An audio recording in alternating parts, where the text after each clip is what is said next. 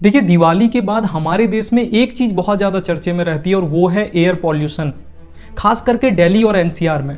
अगर air pollution की बात करूं तो इंडिया में मेनली जितने भी मेट्रो सिटीज हैं, चाहे वो चेन्नई हो, मुंबई हो, कोलकाता हो, बेंगलोर हो, खास करके दिल्ली एनसीआर हो, एयर पॉल्यूशन बहुत ज़्यादा बढ़ी रहती है इस टाइम पे। बट एक रेफरेंस के तौर पे एयर पॉल्यूशन में 2022 में 17 लाख से भी ज़्यादा लोगों की जान चली गई थी। वहीं पे 2023 की बात करें तो 20 लाख से ज़्यादा लोगों की जान एयर पॉल्यूशन की वजह से गई थी। यानी प्राइमरी रीज़न वो लिंक थी उससे, यानी non communicable disease, heart stroke, heart attack, COPD और भी इन सारी चीज़ों के वजह से। वहीं पे कोविड-19 की वजह से 5 लाख लोगों की जान गई थी 2 साल में।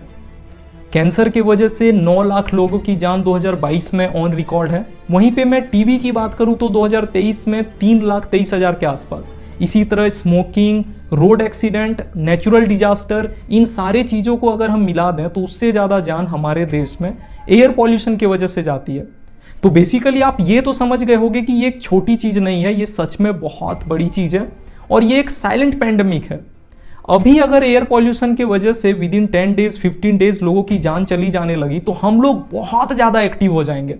हमें ये लगने लगेगा कि सच में ये बहुत डेडली चीज़ है। लेकिन जब इस चीज़ की इम्पैक्ट हमें तुरंत नहीं दिखती है अपने हेल्थ में, तो हमें ये लगता है कि ठीक है भाई, चलेगा, आगे देख लेंगे, आगे चीज़ें सही हो जाएगी, अभी तो जान नहीं जा रही है या अभी तुरंत तो कोई दिक्कत नहीं हो रही, जो कि कहीं ना कहीं चीज़ों को बहुत बढ़ावा देती है। देखिए, आज के दिन अगर नोएडा के AQI की बात करें तो ये 700 से भी ज़्यादा थी, मोर देन 700। और इन जनरल एक रेफरेंस के तौर पे मैं बात करूं तो वेस्टर्न कंट्रीज में बहुत जगह पर ये 10 से भी कम होती है। AQI यानी एयर क्वालिटी इंडेक्स, जहां पे आप इजिली समझ सकते हो कि उस पर्टिकुलर जगह की एयर क्वालिटी क्या है उस टाइम पे। तो दिल्ली एनसीआर की एयर क्वालिटी इस टाइम पे बहुत ज़्यादा खराब होती है। अगर AQI की आप बात करो तो ऑन एवरेज ये 300-400 रहती है, कभी कभी 500 से ऊपर चलती है। एक बार न्यूज में तो ये आया था कि एक जगह में 1000 से ऊपर हो गई थी। तो आइए आज के इस वीडियो में हम ये समझते हैं कि क्या क्या मेजर रीजंस हैं जिस वजह से ये चीज हमारे कंट्री में सही नहीं हो रही है, या हमारे कैपिटल यानी दिल्ली में खास करके। एक प्रोग्राम है हमारे कंट्री में NCAP यानी नेशनल क्लीन एयर प्रोग्राम। उसके तहत हर सिटीज को जो कि एयर पॉल्यूशन से ग्रसित है उनको कुछ फंड एलोकेट होता है। मेनली हम दिल्ली की बात करेंगे तो वो लोग उस फंड को यूटिलाइज ही नहीं कर पाते हैं। वहीं पे अगर एक हम डेटा की बात करें, यानी दिल्ली की जो MCD है 2023-24 और 24-25 में जो उन लोगों ने यूटिलाइज नहीं किया, उसकी जो नंबर्स है वो 28 करोड़ से भी ज़्यादा है।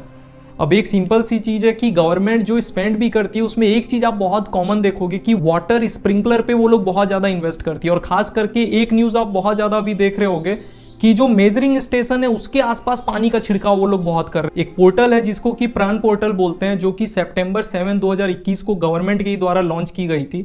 वहाँ पे भी जितनी डेटा है आउटडेटेड है, प्रोग्रेस बहुत स्लो दिखती है। उसकी जो इनिशिएटिव थी वो इसीलिए थी कि आप मैं इजिली देख सकें कि गवर्नमेंट क्या प्रोग्रेस कर रही है और गवर्नमेंट उसको रियल टाइम में अपडेट करे, जो कि बिल्कुल अनसक्सेसफुल रही है दिल्ली गवर्नमेंट की ओर से। अगर चाइना की बात करें 2013 की, तो वहाँ पे भी जो AQI थी वो बहुत ज़्यादा खराब थी, यानी 700 के आसपास। लेकिन अभी आप 2024 की रिसेंट डेटा की बात करो तो more than 290 days clean air days report किया गया।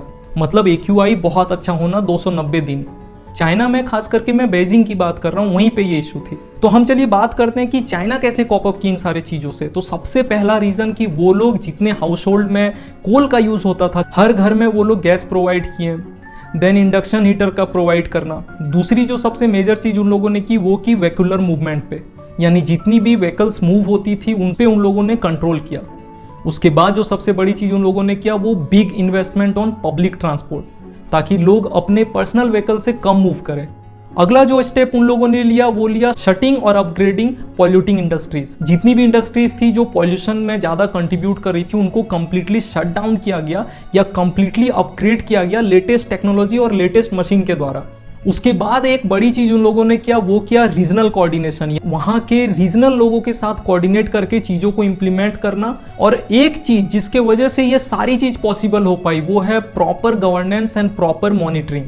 वहां पे गवर्नमेंट स्टाफ को ये तक बोल दिया गया अगर आप क्राइटेरिया मीट नहीं करोगे तो आपकी प्रमोशन रोक दी जाएगी, अगर टारगेट बहुत बार आप फेल करोगे तो आप सस्पेंड कर दिए जाओगे, और भी कई सारी चीजें जिसके वजह से ये सारी चीज हो पाई।